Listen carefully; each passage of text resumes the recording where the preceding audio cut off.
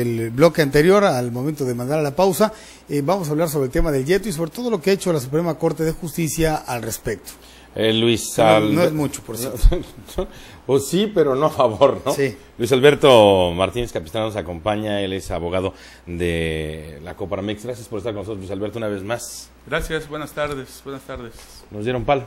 Sí, efectivamente. Hoy estamos en una época de decisión muy importante, porque prácticamente el juicio de amparo, los juicios de amparo que se promovieron contra el YETU, han sido el primer antecedente significativo de los amparos contra el tema fiscal. Ha habido muchos amparos en otras materias, en el tema de la ley del ISSSTE también, que fueron casi 600,000, pero en la materia fiscal este es el que más juicios de amparo ha acumulado. Son aproximadamente 36,000 juicios de amparo los que se decidieron.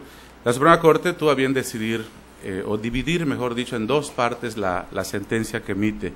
La primera parte fue emitida la semana pasada, se entró al pleno del martes de la semana pasada, y se analizaron dos cosas importantes. Una, ¿quiénes tienen interés jurídico para poder interponer una demanda de amparo? ¿A quiénes les afecta el que el 1 de enero del año 2007 haya entrado en vigor la ley del impuesto empresarial tasa única? Y se decide de una u otra forma que la ley es una ley heteroaplicativa, es decir, hay dos tipos de leyes. La autoaplicativa, desde que entra el impuesto, afecta al ciudadano. La heteroaplicativa requiere un primer acto de aplicación. Y se decide entonces que la ley es una ley heteroaplicativa hasta que el ciudadano, el contribuyente, la empresa, se encuadre en el supuesto, entonces ya puede defenderse en contra del impuesto. Aquí, ¿qué pasa? Que muchas personas, sin saber si es autoaplicativa o heteroaplicativa, porque eso a final de cuentas la Corte lo decide, para interponer la demanda de amparo contra la ley son 30 días, del 1 de enero del 2007 al 30 de enero del 2007. Cuando se interponen las demandas, la Corte hoy dice, oye, es heteroaplicativa, tienes que esperar un primer acto de aplicación, pero además en materia tributaria, independientemente del juicio de amparo, tengo que estar contribuyendo, pagando el impuesto, para no tener ningún inconveniente. Cuando le dicen a los contribuyentes, a los quejosos en el juicio de amparo, oye, es una ley autoaplicativa y te anticipaste porque tenías que esperar un primer acto de aplicación para poder entonces combatir la norma, significa que las demandas de amparo pues ya no proceden y automáticamente ya transcurrió el plazo de los 30 días desde que hicieron la primera contribución. Lo que significa que esa primera parte queda eliminada y bueno, es un tecnicismo legal. Un asunto de procedimiento nada más solamente y no de fondo real, ¿no? Efectivamente, esta es la primera parte de procedimiento, que son las causas de improcedencia. Sí. Ahora, abogado, ¿cuáles son los argumentos que ha dado la Suprema Corte de Justicia sobre su resolución? Okay. La segunda parte, la que se emitió el día de ayer precisamente, con 9 votos a favor y 2 en contra de los 11 ministros, se analizaba la constitucionalidad del impuesto. El impuesto empresarial tasa única ha sido muy homologado con el impuesto sobre la renta. El impuesto sobre la renta grava la riqueza en formación. Yo compro una casa en 5 pesos, la vendo en 10, tengo una utilidad de 5 y sobre esos 5 pago el impuesto, ¿no? El impuesto empresarial tasa única, de acuerdo al artículo 1, dice que va a gravar las enajenaciones, la prestación de servicios y el uso o goce temporal de las cosas, lo que significa que prácticamente está gravando el ingreso, que es prácticamente la utilidad, y caemos en el supuesto de la riqueza en formación. La Corte analiza varios puntos y dice, bueno, hay que determinar cuál es la naturaleza jurídica del impuesto, cómo se lleva a cabo la determinación del pago, cómo se lleva a cabo la determinación de los pagos provisionales y una serie de criterios.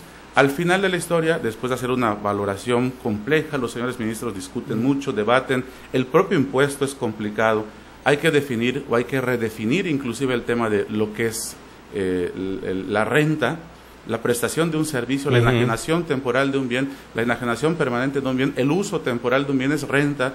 La renta es un concepto jurídico que es parte del debate de la sentencia y al final de la historia la Corte decide que el impuesto no es doble, no hay doble imposición tributaria en relación al impuesto a la renta y el impuesto empresarial. Pero como tú lo planteas, lo habría, ¿no?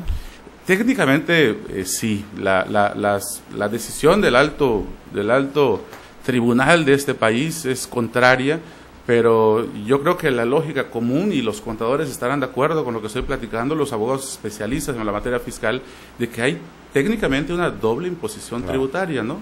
Y la Corte termina diciendo que se apega a los principios constitucionales de equidad, proporcionalidad y legalidad, y por lo tanto hay que seguir pagando el impuesto porque este es constitucional.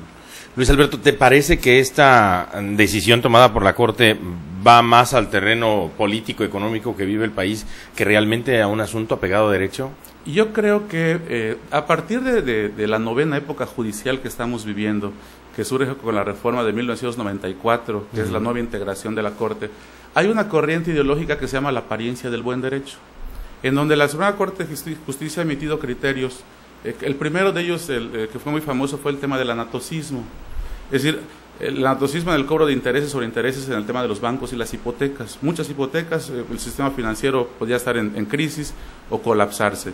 Yo creo que hoy el tema de los ingresos por parte de la Federación, el tema de los ingresos por parte del Estado, el tema de los programas sociales que se van a financiar con esos ingresos, es algo que más que politizarse es de conciencia jurídica. El derecho debe de estar acorde a la sociedad. Y de alguna otra forma yo creo que eso es lo que permea en esa sentencia.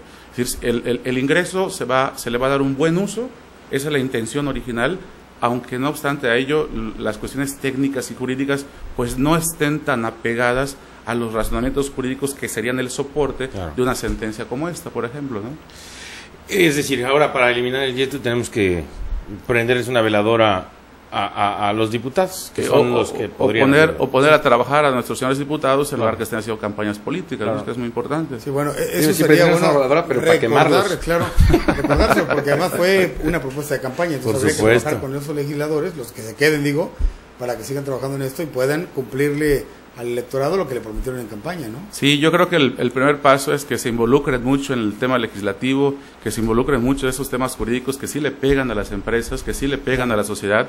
En Coparmex, por ejemplo, estamos muy preocupados porque el impuesto empresarial tasa única grava 2 veces prácticamente la utilidad. No hay fondo de ahorro para reinvertir, para generar fuentes de empleo, para temas esenciales como la capacitación, y eso desgasta la economía de la empresa, lo que significa entonces que, no obstante que el Estado está captando dinero y que los diputados, los legisladores, los políticos están repartiendo mucho y ayudando a la población que mucho lo necesita, yo creo que hay un tema de orden por ahí que hay que ponerle mucha atención, ¿no? Yo decía que con esta reforma o este intento de reforma fiscal que se hizo, ahora lo que se pretende es hacer más pobres aún cuando ayudes a otros. Efectivamente, ¿no? Y de alguna otra forma, dicho de una manera, regalar más recursos. Correcto. En lugar de enseñar a pescar para que puedan generar ingresos propios, ¿no? Sí, no dando una despensa es como se elimina la pobreza, sino generando empleos. Generando empleos. Luis Alberto, muchas gracias. Correcto, buenas tardes. Gracias al abogado Luis Alberto Martínez, abogado de Coparmex. Seguimos. En unos instantes volvemos con Jorge Faibre y Javier Moranchel en 2 puntos y aparte, a través de Radio Foro.